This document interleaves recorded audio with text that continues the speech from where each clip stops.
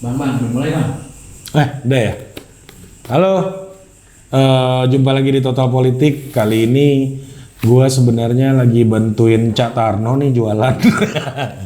Ini buku ditulis oleh Harian Moko. Judulnya Dominasi Penuh Muslihat, Akar Kekerasan dan Diskriminasi. Ini buku sangat bagus banget menurut gue. Dan ini adalah cetakan kedua. Cetakan pertamanya itu Gramedia, warna merah covernya waktu gua zaman kuliah dulu, dan ini cetakan kedua diterbitkan oleh Cak Tarno Institute. Ini kelompok diskusi gua waktu zaman kuliah dulu dan sekarang lagi aktif lagi. Dan begini, dan gue mau ngebahas sedikit bagian dari buku ini ya. Buku ini menurut gua sebagai sebuah buku yang sangat mendalam. Romo Harian Moko ini seorang scholar, ahli tentang pemikiran sosial, dan beliau belajar di Prancis ya, dan sangat kuat dengan pemikiran-pemikiran filsafat Prancis dan pemikiran mengenai tokoh-tokoh filsafat Prancis. Beliau sangat menguasai, dan di buku ini terlihat bagaimana beliau sangat mengelaborasi pemikiran-pemikiran sosial dan politik, dan ini menjadikan sebuah buku yang sangat kaya gitu dalam hal pemikiran. Nah, buku ini juga banyak memiliki ya gitu contoh-contoh empirik gitu.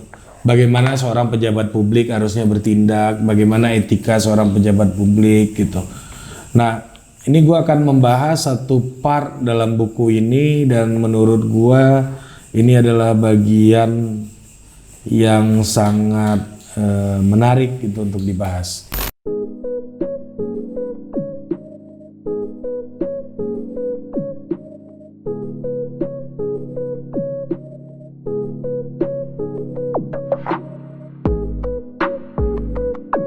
Oke, di sini bagian yang menurut gue cukup menarik adalah penjelasan Romo Moko mengenai pemikiran seorang filsuf Prancis bernama Michel Foucault.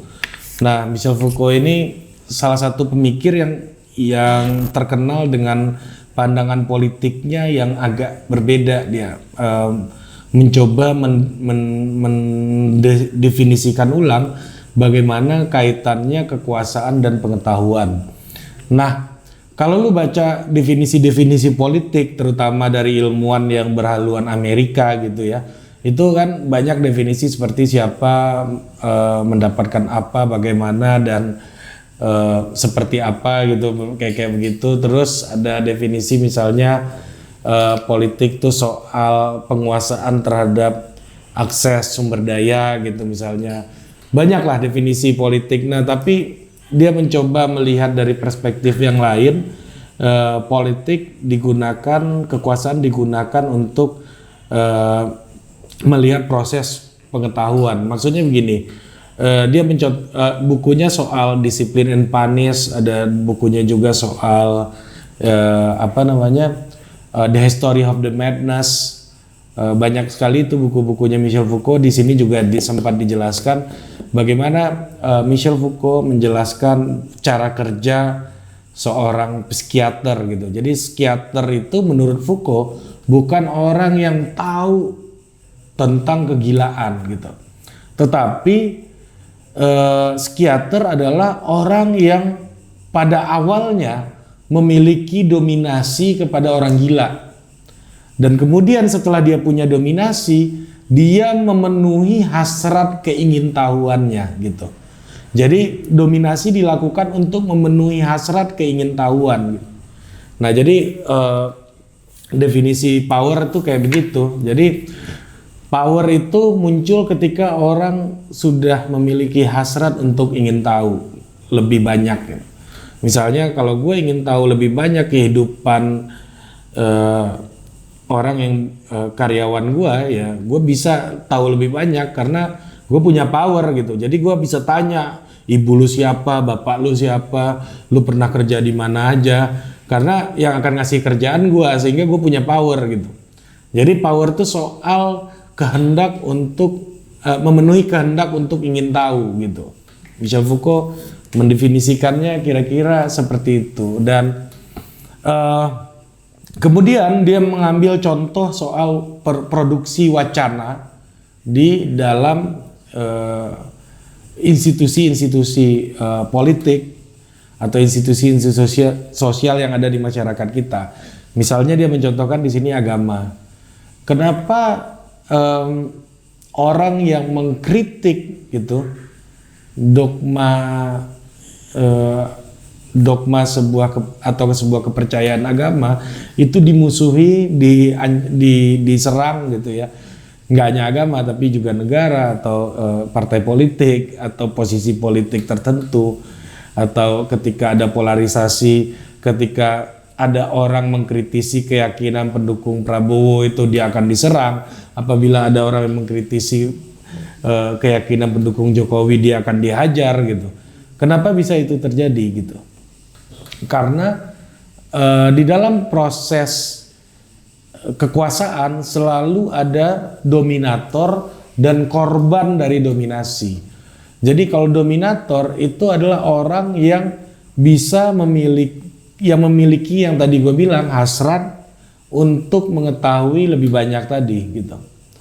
Nah, jadi dia bisa mengintervensi, memberikan dogma gitu ya terhadap menciptakan wacana yang dibutuhkan oleh orang-orang yang sudah dia ketahui bagaimana cara kehidupannya, bagaimana dia menjalani kehidupannya. Sementara korban dari dominasi tadi merasa ketika mendapatkan dogma tadi mereka sedang memenuhi hasrat mereka, memenuhi kehendak diri mereka akan sebuah kepastian gitu. Jadi dogma itu selalu memberikan garansi, dogma selalu memberikan jaminan. Nah, sehingga orang yang berada di dalam dogma apa itu politik, apakah itu agama, atau apakah itu keyakinan-keyakinan lainnya, itu pasti merasa mereka sedang mendapatkan kepastian gitu. Jadi misalnya pendukung sebuah ormas yang mengatasnamakan agama gitu, mereka datang menjemput tokoh karismatiknya ke bandara, itu soal bagaimana mereka memenuhi keinginan mereka untuk mendapatkan kepastian bahwa orang inilah yang nantinya memberikan kepastian kehidupan gua yang serba tidak pasti ini, baik itu ketidakpastian di kehidupan sehari-hari mereka, kehidupan mereka yang tidak ekonomi mereka yang tidak jelas, atau kehidupan keluarga mereka yang tidak harmonis. Ketika ketemu tokoh ini mereka akan mendapatkan kepastian soal bahwa kehidupan mereka baik-baik saja, atau kehidupan mereka kalau mereka berakhir meninggal, kemudian setelah meninggal mereka pasti masuk surga gitu misalnya. Itu kepastian-kepastian yang dibuat oleh sebuah institusi yang memiliki kekuatan simbolik. Ketika institusi mampu memberikan kepastian, maka institusi itu dianggap sebagai kelompok yang memiliki kekuasaan gitu. Oke, sementara mereka yang memiliki kekuasaan tadi, misalnya pemimpin karismatik di dalam sebuah organisasi gitu, mereka punya pengetahuan, mereka punya gagasan, punya pikiran, punya dogma, dan mereka yang menciptakan berbagai macam wacana gitu ya, yang tujuannya adalah agar mereka memiliki mendapatkan kepatuhan dari orang-orang yang mengikuti mereka gitu. Misalnya kalau di dalam pimpinan agama biasanya menggunakan pandangan-pandangan orang-orang yang sudah memiliki legitimasi terlebih dahulu gitu. Misalnya orang yang misalnya saya contohkan Habib Rizik punya legitimasi, beliau itu anaknya siapa, Habib siapa, anaknya Habib siapa, dan kemudian masih punya hubungan dengan Rasulullah gitu misalnya. Nah, inilah legitimasi keagamaan yang sehingga membuat apapun yang beliau bicarakan dianggap memiliki kesahihan gitu. Jadi memiliki kesahihan karena ada legitimasi di atasnya, sehingga orang-orang lain memberikan kepatuhan kepada beliau. Jadi pengetahuan-pengetahuan yang sudah turun-temurun ini dianggap sebagai sebuah legitimasi, dan orang-orang yang menjadi korban dari wacana tersebut akan memberikan kepatuhan. Dan agar apa mereka memberikan kepatuhan? Agar mereka mendapatkan kepastian akan keselamatan gitu. Nah, jadi prosesnya selalu akan begitu. Jadi wacana dibuat, orang-orang ini punya pengetahuan, legitimasi, maka semakin banyak yang memberikan legitimasi terhadap pikiran-pikiran, sesuatu pikiran, itu akan semakin banyak juga orang-orang yang akan memberikan kepatuhan. Nah, misalnya gitu, di agama gua, di Islam misalnya. Jadi, oke, gua percaya kepada Nabi Muhammad sebagai panutan dan orang yang menjadi acuan dari kebenaran dalam agama gua. Dan kemudian muncul misalnya tulisan dari Kevin Hart, kalau gua nggak salah, meletakkan Nabi Muhammad sebagai tokoh paling berpengaruh di dunia gitu. Ini legitimasi dari orang barat. Nah, gua sebagai penganut agama Islam, gua akan memiliki keyakinan yang lebih besar gitu, karena Nabi Muhammad dapat legitimasi dari orang barat gitu misalnya. Dari ilmuwan gitu misalnya. Gua akan mendapatkan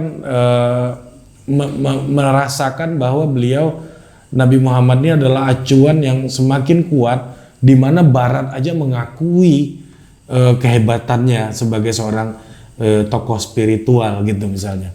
Jadi ketika satu agama, satu kelompok mendapatkan legitimasi dari semakin banyak pihak, maka kepatuhan dari korban wacananya tersebut akan semakin besar, akan semakin tinggi gitu.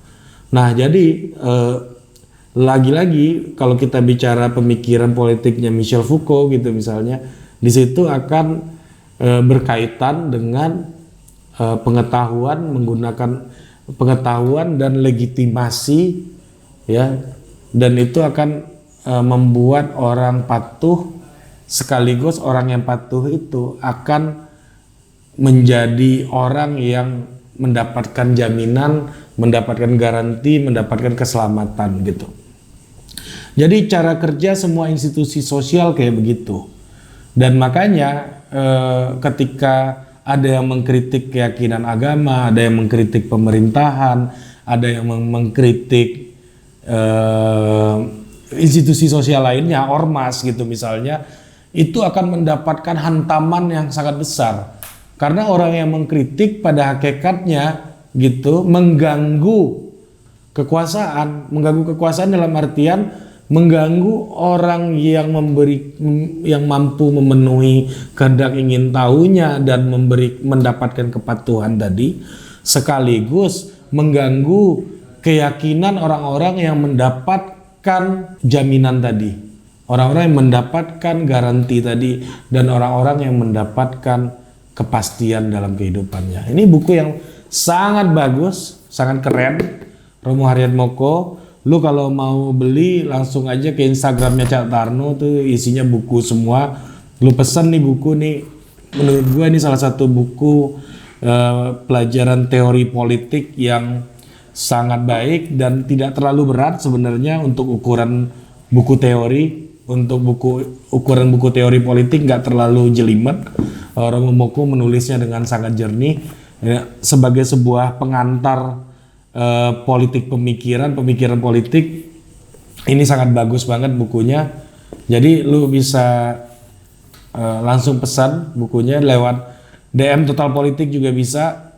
Kalau lu mau pesan, lu tulis saja, nanti DM aja, nanti di Instagram nanti kita kasih harganya. Mungkin gua nggak tahu, masih negosiasi apakah Cak Tarno akan memberikan harga diskon untuk penonton Total Politik. Makanya kita belum ada informasi. Nanti tungguin aja di Instagram Total Politik, nanti kita akan buka untuk pemesanan buku ini. Dan kalau lu memang mau belajar pemikiran-pemikiran politik, menurut gua ini adalah salah satu buku yang sangat layak untuk lu baca karena banyak banget perspektifnya, terutama dalam politik pemikiran, dan ditulis oleh orang yang sangat mengerti bagaimana filsafat politik dari salah satu negara yang paling berpengaruh di dunia pemikiran yaitu Prancis. Sampai jumpa lagi di Total Politik berikutnya.